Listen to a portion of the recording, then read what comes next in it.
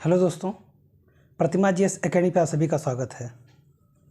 दोस्तों, मध्यकालीन इतिहास में मुगल प्रशासन के अंतर्गत आज हम जागीरदारी व्यवस्था पर चर्चा करेंगे। जागीरदारी व्यवस्था पर चर्चा करें उसके पहले आप लोग लाइक कीजिए, शेयर कीजिए और जिन दोस्तों ने अभी तक हमारे चैनल को सब्सक्राइब नहीं किया वो सब्सक्राइब कर लें। शुरू करते हैं। जागीरदारी व्यवस्था मुगल काल में मनसबदारी व्यवस्था था और मनसबदारी व्यवस्था के अंदर जो मनसबदार होते थे इनको वेतन दिया जाता था।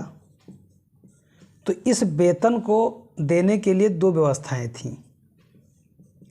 एक व्यवस्था था नगद वेतन,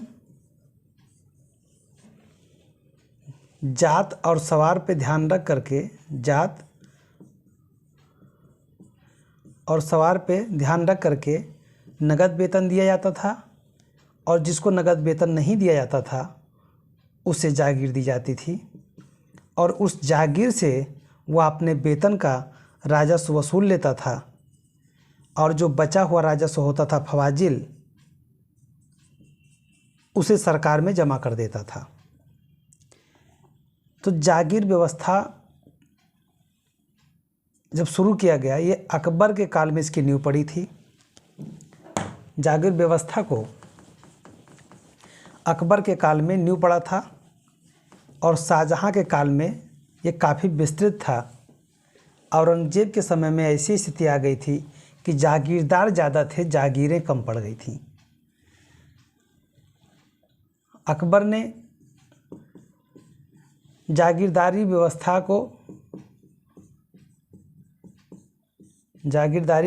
को शुरू किया और उसके पीछे कारण था। अकबर को ये बात पता थी कि सूबा बड़ा है, क्षेत्र का विस्तार काफ़ी बड़ा है और जब क्षेत्र का विस्तार काफ़ी बड़ा हो तो ऐसी स्थिति में हम हर किसी को दिल्ली में बैठ करके, आगरा में बैठ करके, फतेहपुर सीकरी में बैठ करके हम यहाँ के लोगों को नगद वेतन कैसे देंगे, यहाँ के लोगों को नगद वेतन कैसे देंगे, दक्षिण के लोगों को नगद वेतन कैसे देंगे। तो अकबर ने क्या किया कि पहले तो इन्होंने अपने पूरे साम्राज्य को 12 प्रांतों में विभाजित कर दिया। 12 प्रांतों में बनाने के पश्चात इसे 15 प्रांत बढ़ गया था। बाद में अकबर के समय 3 प्रांत और बढ़े थे और बढ़ करके 15 हो गया था। और इन प्रांतों को जब डिवीज़न किया गया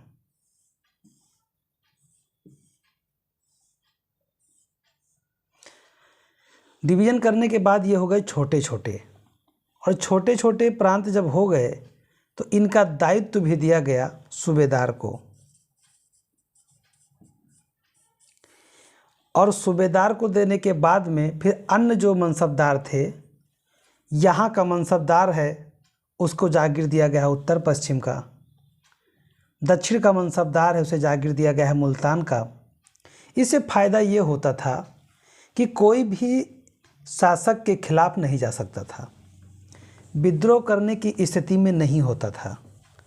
और विद्रोह वो कैसे करता, जब क्षेत्र का विस्तार है और यहाँ का जागीरदार है, मनसब उसको यहाँ पे है मिला, सैनिक लेकर के सेवाएं यहाँ दे रहा है और मनसब उसको जागीर यहाँ पे प्राप्त है, तो यहाँ पे जितना पैसा वसूला जाता था, एक सिकदार के रूप में जब पैसा वसूला जाता था, एक फौजदार के रूप में जब पैसा वसूला जाता था, या एक राजस्व अधिकारी के रूप में जब पैसा वसूला जाता था, तो जितना वसूला जाता था उसमें जो जागीर मनसबदार का जितना वेतन होता था उसे उतना वेतन देने के बाद जो बचा हुआ धन होता था वो अकबर के खजाने में चला जाता था। इससे दो फायदे थे।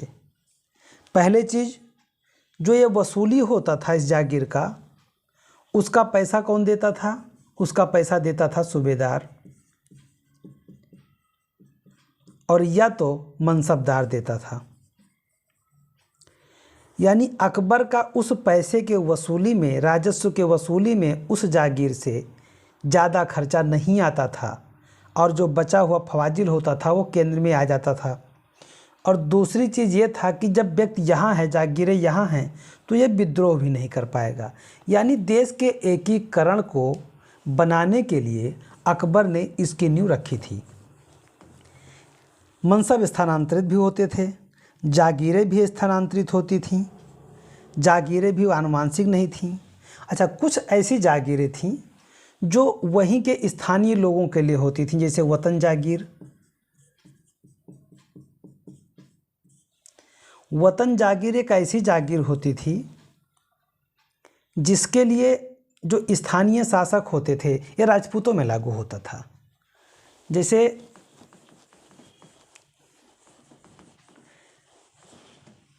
ये राजपूत हैं,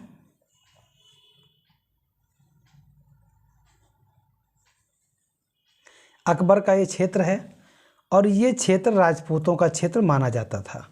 राजस्थान का, वर्तमान राजस्थान, तो वर्तमान राजस्थान के अंतर्गत कुछ गुजरात है, कुछ मालवा है, मध्य प्रदेश है, तो इसको सब मिला करके, बुंदेलखंड सब मिला करके राजपूताना क्षेत्र बोला जाता था। राजपूताना क्षेत्र में जो राजपूत राजा होते थे और अकबर के सानिध्य में होते थे, यानी कि अकबर की अधीनता स्वीकार कर चुके होते थे। मान लीजिए कोई ये एक्स व्यक्ति की जागीर है, एक्स व्यक्ति की, और इन्होंने अकबर की स्वाधीनता को स्वीकार कर लिया है, अकबर के अधीन शासन करने के लिए राजी हो गया है। तो अकबर की एक नीति, यानी मुगलों की एक नीति होती थी राजपूतों के पक्ष में, वतन जागीर के रूप में, आप समझिएगा। उस राजपूत शासक को केवल उनकी पगड़ी एक बार उनके सामने उतार कर देते थे, फिर क्या करते थे अकबर, उस पगड़ी को उन्हें पहनाते थे और पगड़ी को पहनाने के बाद उसे उस क्षेत्र का राजा बने रहने देते थे। वो राज करता था, सारी चीज़ें व्यवस्था थी अपने हिसाब से, बस केवल क्या करता था, राज्य विस्तार नहीं कर सकता था, राज्य विस्तार नहीं कर सकता था। किसी भी किले की मरम्मत कराने के लिए अकबर से अनुमति लेनी पड़ती थी। लेकिन यहाँ का जो शासन व्यवस्था था वो पूर्व की भांति ही चलाता था, उसमें किसी भी मुगल का हस्तक्षेप नहीं होता था। उनके कल्चर में, उनके सांस्कृतिक गतिविधियों में, उनके किसी भी व्यक्ति को नियुक्ति करने में, किसी भी व्यक्ति को हटाने में, बस सैनिक विस्तार और क्षेत्र विस्तार, इन दोनों पे रोक लगा होता था। बाकी सारे कार्य राजा स्वतंत्र रूप से करता था और इनका स्थानांतरण नहीं होता था। ये जागीर वतन जागीर कहलाती थी और ये राजपूतों में प्रचलित था। यानी इनका आनुवांशिक इन्हीं का लड़का ये जागीर पाएगा, इसमें किसी को दिया नहीं जाता था। यानी केवल अधीनस्थ राजा की भांति ये शासन करते थे। आगे चल करके कई अन्य जागीरों का विस्तार किया गया। तो जागीरदारी व्यवस्था के अंतर्गत अकबर ने पूरे साम्राज्य को एक करने की कोशिश की। केवल एक जगह से शासन संचालित करना छोटे राज्यों के लिए संभव होता है, लेकिन जिसका आकार अटक से कटक तक, नॉर्थ से साउथ तक विस्तृत हो, उसके लिए एक जगह से संयोजित करके चलाना शासन आसान नहीं होता है। मनसबदारों को नगद वेतन के बदले किसी भू क्षेत्र का राजस्व आवंटित किया जाए तो वह उनकी जागीर या तियूल कही जाती थी। जागीरदारी व्यवस्था की शुरुआत अकबर के काल में हुआ था और इसका जो विकास हुआ शाहजहां के काल में हुआ। जागीर के अनुमानित आय को जमादानी कहा जाता था और वास्तविक आय को हाले हासिल कहा जाता था। अब देखिए, मान लीजिए कोई एक यक्ष जागीर है और इसका क्षेत्रफल 100 वर्ग किलोमीटर है। 100 वर्ग किलोमीटर की जागीर 5000 जात के मनसबदार को दिया गया। मनसबदार को दिया गया और 5000 जात के मनसबदार का वेतन बनता है 15,000 रुपया। मान लीजिए 15,000 बनता है और ये जो जागीर है ये 100 वर्ग किलोमीटर का है। और यहाँ पे अनुमानित आय क्या किया गया है, जो जमादानी है, जमादानी को अनुमानित आय कहा जाता था। जमादानी है कि ये यहाँ पे 25,000 रुपया प्राप्त होगा वार्षिक रूप में। अब 25,000 रुपया अगर प्राप्त होगा तो ये जमादानी हुआ, लेकिन वास्तविकता में हासिल कितना हुआ? हासिल हुआ 30,000। तो जब वसूली किया गया तो यहाँ से प्राप्त हुआ 30,000 रुपया, तो इसे कहा गया हाल ए हासिल। ध्यान रहे 30,000 हुआ, इससे ज़्यादा तब भी हाल ए हासिल होगा। अगर 20,000 होता तब भी हाल ए हासिल होता, और 25,000 होता तब भी उसे हाल ए हासिल कहते। जितना प्राप्त करते वो हाल ए हासिल होता। जो अनुमान लगाया गया था वो जमादानी था। अब इनको वेतन चाहिए 15,000 रुपया मनसबदार को, लेकिन जो वसूला गया है वो 30,000 है और जमादानी था 25,000 का। अब यहाँ पे मनसबदार हो भी सकता है अपने साथ में, या इसकी नियुक्ति कहीं और भी हो सकती है, जागीरदार के रूप में यहाँ का नाम इनका चलता है। तो 15,000 का वेतन ये जो कानूनन हुआ ये मनसबदार को दे दिया गया। अब बचा, अगर मान लीजिए 25,000 जमादानी है और 25,000 ही हासिल हुआ है, तो यहाँ पे बचता है 10,000 रुपया। तो इस 10,000 को कहा जाता था फवाजिल।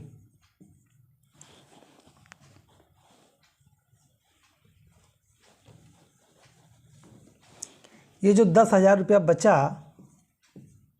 इसे कहा जाता था फवाजिल। और इस फवाजिल को, ये जो बचे हुए 10,000 रुपये थे, ये सरकार में यानी केंद्र में यानी बादशाह को भेजना होता था।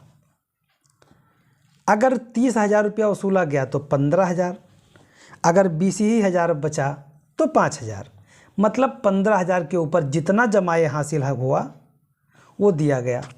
लेकिन कई बार स्थिति ऐसी होती थी कि जमादानी 25,000 हुआ, वेतन 15,000 देना है, लेकिन जमाए हासिल हुआ 10,000 रुपया।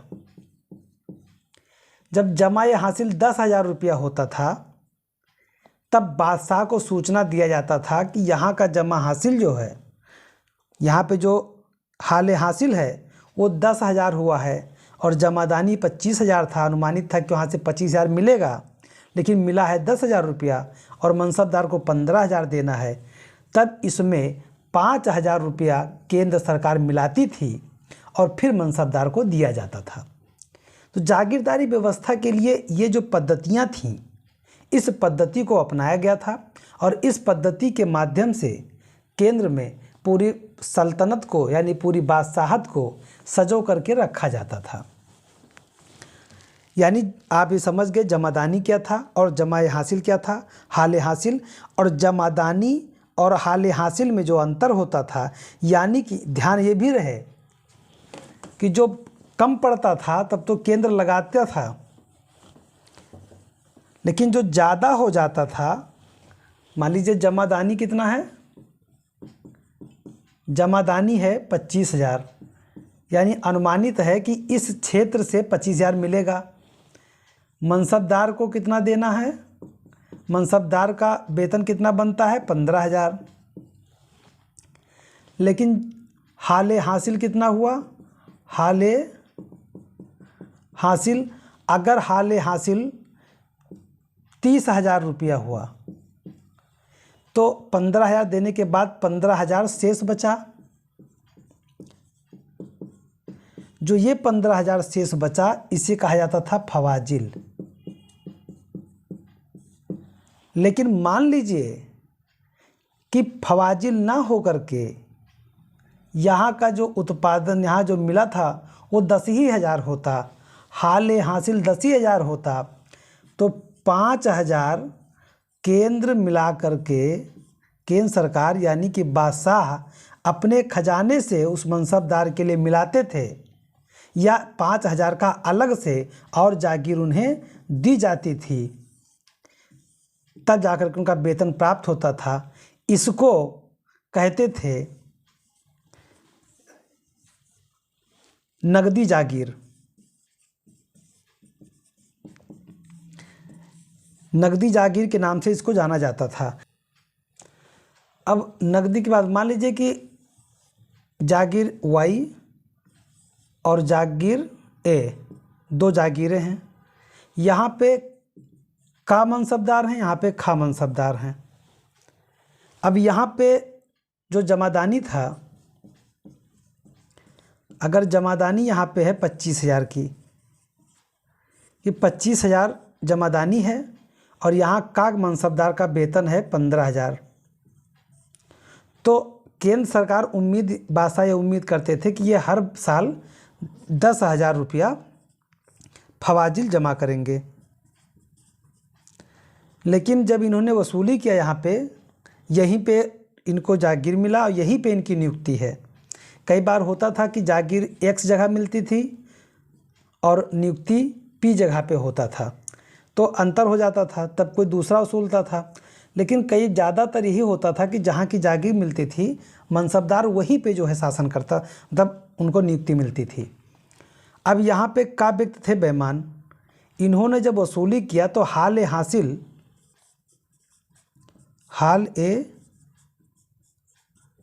हासिल प्राप्त हुआ 30,000।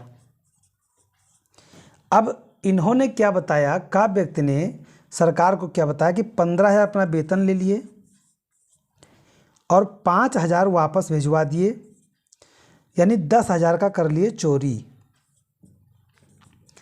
10,000 का चोरी ये हर साल करते रहे। 5,000 का ये फवाजिल जमा कर देते थे। लेकिन कुछ समय बाद जब, इसीलिए जागीरदारी और मनसबदारी दोनों स्थानांतरित होते रहते थे, आनुवांशिक नहीं होते थे, सिवाय वतन जागीर के। एकमात्र वतन जागीर ऐसा होता था। अभी मैं बताता हूँ कि वतन जागीर क्या होता है, जो कि मैंने बताया भी है। वतन जागीर ये आनुवांशिक होते थे, बाकी कोई भी जागीर आनुवांशिक नहीं होता था। अब फवाजिल ये 5,000 देते थे, 10,000 की चोरी कर लेते थे, कौन, का। अब कुछ समय 2 साल 4 साल 5 साल बाद जब इस जागीर को यहाँ से मनसबदार को हटा करके इस जागीर से मनसबदार का को दिया गया ए जागीर, और यहाँ पे आए खा व्यक्ति। अब खा व्यक्ति को जो जागीर दिया गया ये बादशाह के ज़्यादा विश्वसनीय थे, ये ज़्यादा भरोसेमंद थे। जब इन्होंने वसूली किया तब इन्होंने देखा कि यहाँ पे वसूली हुआ है 30,000 का। अब इन्होंने 15,000 वेतन ले लिया और फवाजिल जो पहुँचाया वो 15,000। जब 15,000 का फवाजिल इन्होंने पहुँचाया तब वहाँ पे इनके खिलाफ़ एक्शन लिया गया कि भाई तुम हर साल 10,000 की जागीर 10,000 रुपये तुम चोरी करते थे। अब मान लो इन्होंने 5 साल तक चोरी किया था, अब 50,000 रुपया इनसे मांगा गया। इनको पहले तो इनको बुला के बंदी बना लिया गया, इनकी जागीर जब्त कर ली गई, इनको मनसबदार से हटा दिया गया। अब इनसे कहा गया भाई तुम जागीर जो चोरी की हो 5 साल में 50,000 रुपया, वो पैसा मुझे दे दो।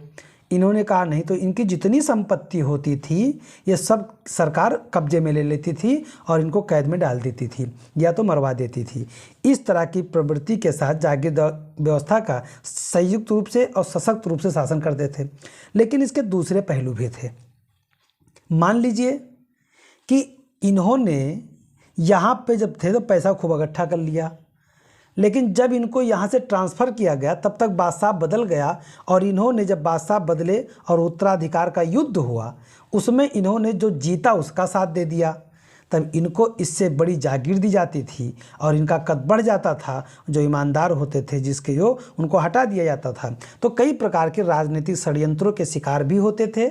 और तीसरे पहलू होते थे, जो तीसरे पहलू जागीरदारी की ये होता था कि जागीरदार जब ताकतवर होता चला जाता था और शासक कमज़ोर हो जाता था, जो कि आगे उत्तर मुगल काल में देखने को मिलेगा, तो इन लोगों ने फिर विद्रोह करने की प्रवृत्ति अपनाई और कब्जे में लेने की प्रवृत्ति बनाई, ज़्यादा से ज़्यादा भ्रष्टाचार करने की प्रवृत्ति बनाई। यानी आपको ध्यान में रखना है, वैसे जो मैं अभी बता रहा हूँ ये आपके मेंस के लिए होगा, कि शासक अगर ताकतवर है, शासक अगर ताकतवर है तो जागीरदार नतमस्तक रहेगा। अगर शासक कमजोर है तो जागीरदार विद्रोही होंगे। ये पूरे इस्लामिक काल में आपको देखने को मिलेगा। अब मुगल काल में कई प्रकार की जागीरें दी जाती थीं, जैसे जागीर तनख्वाह। जागीर तनख्वाह, यहाँ पे तनख्वाह लिखा हुआ है, इसे पता चलता है किस लिए है। तनख्वाह, जागीर ए तनख्वाह यानी वेतन के बदले, वेतन के बदले जो जागीर दी जाती थी उसे जागीर ए तनख्वाह कहा जाता था। और सबसे बड़ी बात तो ये थी, नगद वेतन के बदले दी जाने वाली जागीर थी और इसमें भूमि पर स्वामित्व नहीं होता था। यानी जो जागीरदार होते थे वो केवल राजस्व वसूलने के लिए होते थे, जमीन का मालिक बादशाह होता था। बल्कि अधिकारियों का 3-4 वर्षों में स्थानांतरण होता रहता था। यानी कि इस पे मालिकाना हक,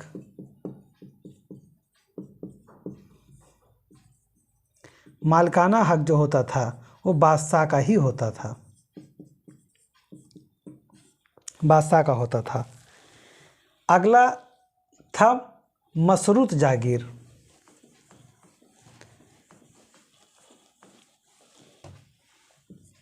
अगला था मशरूत जागीर। मशरूत जागीर का मतलब ये होता था कि जब शर्त लगाया जाता था, किसी शर्त के आधार पे जागीर दिया जाता था। यानी जब किसी व्यक्ति को किसी शर्त पर जागीर दी जाती थी तो उसे कहा जाता था मशरूत ये जागीर। अगला है अलतमगा जागीर।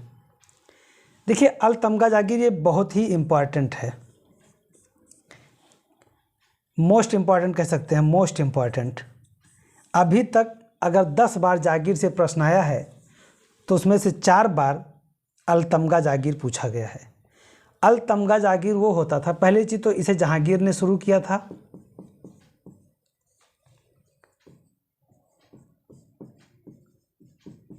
अलतमगा जागीर को जहांगीर ने शुरू किया था। जहांगीर ने इसलिए शुरू किया था या किसी विशेष व्यक्ति के लिए, विशेष व्यक्ति या परिवार के अनुग्रह के लिए दिया जाता था, क्योंकि इसमें जो बादशाह का स्वर्ण मोहर होता था वो भी प्राप्त होता था। मतलब अगर इस जागीर पे अगर मोहर लग गया है तो बादशाह की मोहर की ज़रूरत नहीं पड़ती थी, बादशाह के नाम से मोहर भी इनको मिलता था। अगर यहाँ के जागीर, अलतमगा जागीर के जो मालिक होते थे, अगर उन्होंने मोहर मार दिया है तो समझ लिए कि वो मोहर मान्य हो जाता था। तो ये किसके लिए चलाया गया था? ये नूरजहाँ के पिता को दिया गया था, नूरजहाँ के पिता को। क्योंकि नूरजहाँ कौन थी? नूरजहाँ इनकी वाइफ थी। नूरजहाँ शासन में इनके साथ भागीदारी करती थी, तो इन्होंने स्पेशली इस जागीर को बनाया था।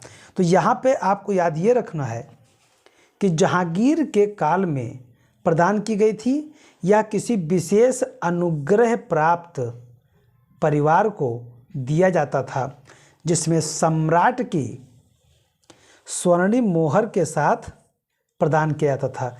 मतलब अल तमगा जागीर दिया जाता था, उसके साथ साथ सम्राट के जो स्वर्णिम मोहर होते थे वो भी प्राप्त होता था।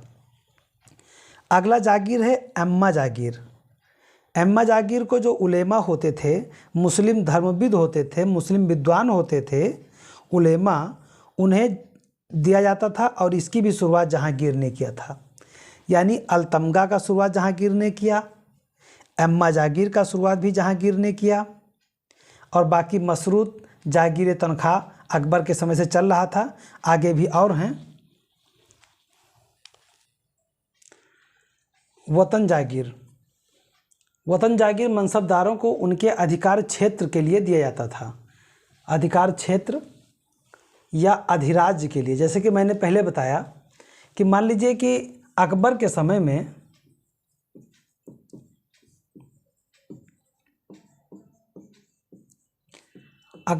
में जब राजपूत राजा अकबर के आगे समर्पण किए तो अकबर ने उन शासकों के जागीर को जब्त नहीं किया।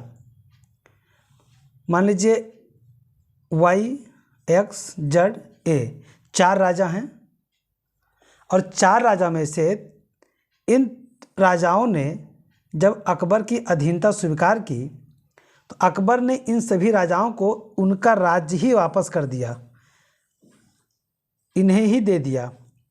और इस पे शासन करने का यानी केवल सैनिक विस्तार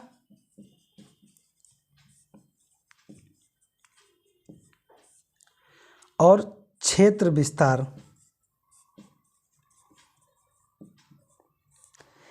इन दोनों पे रोक लगाई गई। और अगर किला का पुनर्निर्माण करना है तो उसके लिए राजा यानी कि अकबर से यानी कि बादशाह से अनुमति लेनी पड़ेगी। उसके बाद पूरा स्वतंत्र रूप से शासन करते थे। अपना राजस्व कितना लगाना है लगाएं, कितना वसूली करना है वसूली करें, जो भी करना है स्वतंत्र रूप से राजा कर सकता था। यानी ये जागीर आनुवांशिक ही होती थी। अगर राजा का पुत्र राजा ही वही पाएगा तो ये आनुवांशिक होता था। और इसे ही वतन जागीर कहा गया। इसे ही राजपूत राजाओं को ही उन्हीं के जागीर को दिया गया, तो इसे कहा जाता था वतन जागीर। यानी ये उन्हीं का देश था, उन्हीं को मिल गया, उन्हीं का क्षेत्र था, उन्हीं को मिल गया, इसीलिए वतन जागीर कहा गया। शुरुआत में अकबर ने ये राजपूत राजाओं के लिए लागू किया था। बाद में उत्तरवर्ती काल में जैसे अन्य शासक और आए तो उन्होंने ऐसी जागीर अन्य लोगों को भी देना शुरू किया। जो मुस्लिम भी थे, उनका क्षेत्र था, उन्हीं को देना प्रारंभ कर दिया।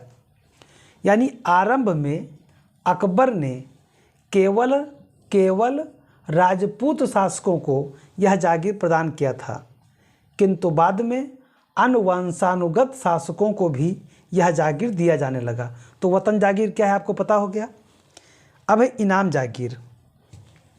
इनाम जागीर क्या होता था कि अगर किसी ने कोई अच्छा काम किया है, किसी से बादशाह बहुत खुश हो गया, बहुत प्रभावित हो गया, तो उनके काम के बदले, जैसे उसमें साहित्यकार होते थे, उसमें संगीतज्ञ होते थे, या अन्य कोई व्यक्ति जिससे बादशाह प्रभावित हो जाए, जब इन लोगों के द्वारा कोई ऐसा कार्य किया जाता था और बादशाह बहुत खुश होता था तो इनाम देता था, और इनाम के बदले जागीर देता था, और इस जागीर को ही इनाम जागीर कहा जाता था। यानी पुरस्कार स्वरूप दी गई जागीर थी, जिसे इनाम जागीर कहा जाता था। और मदद ये मास ये धार्मिक रूप से दिया जाने वाला जागीर था, जो उलेमा अन्य लोगों को दिया जाता था। तो मदद मास नामक भूक्षेत्र इसी में सम्मिलित होते थे। मदद मास जो भूमि थी उसे आगे चल करके उत्तर मुगल के शासक जो थे, यानी कि अब जो जहांगीर के उनके औरंगजेब के बाद में जो उत्तर मुगल शासक हुए उसमें प्रथम शासक हुए बहादुर शाह प्रथम। तो इन्होंने मदद-ए-मास भूमि को वंशानुगत कर दिया था, यानी कि मदद-ए-मास ये वंशानुगत कर दिया था, यानी मदद-ए-मास इनाम भूमि में ही ये सम्मिलित था। अब एक और था पैबाकी, जागीर पैबाकी।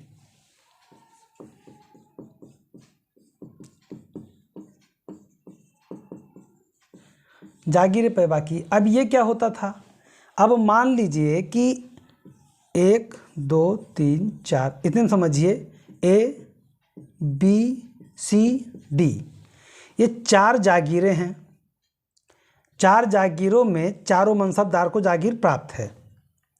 मनसबदार का, खा, गा, घा, ये 4 मनसबदार हैं। लेकिन हुआ क्या कि इस मनसबदार को, घा मनसबदार को हटा दिया गया। अब ये जागीर खाली है। जो जागीर खाली है ये पैबाकी एक रजिस्टर होता था, एक रजिस्टर होता था।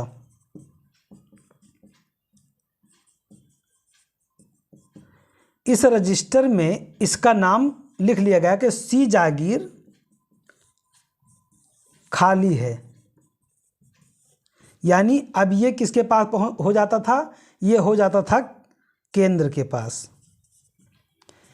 केंद्र के पास है। अब कोई घा व्यक्ति को हटा दिया गया है। अब कहीं से आप व्यक्ति को एक जागीर दिया गया तो ये जागीर बाद में आवंटित कर दिया था। यानी जागीर पैबाकी का मतलब हुआ कि रिजर्व जागीर।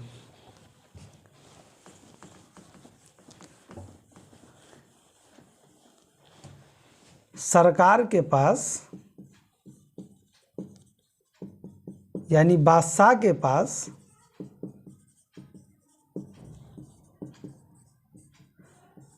रिजर्व जागीर। रिजर्व का मतलब पहले से बादशाह के पास है। जब जागीरदार किसी को जागीर दिया जाएगा तो आवंटित कर दिया जाएगा।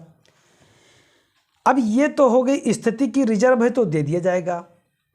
लेकिन औरंगजेब के समय में आते आते क्या हुआ कि जागीरदारों की संख्या बहुत बढ़ गई। जागीरदार ज़्यादा हो गए, जागीरदार ज़्यादा हो गए और जागीर कम थी, कम पड़ गई। तो वेटिंग में रहते थे, काम कर रहे हैं, वेतन अभी नहीं मिल रहा है, जब बाद में उनको आवंटित किया गया तब मिलेगा। और यही मुगल के पतन का सबसे बड़ा कारण में से एक था। तो जब मुगल के पतन के कारण बताएंगे तो जागीर का आवंटन का भी एक कारण बताएंगे। तो दोस्तों, मैं अपनी क्लास को यहीं पे समाप्त करता हूँ। धन्यवाद। जय हिंद, जय भारत।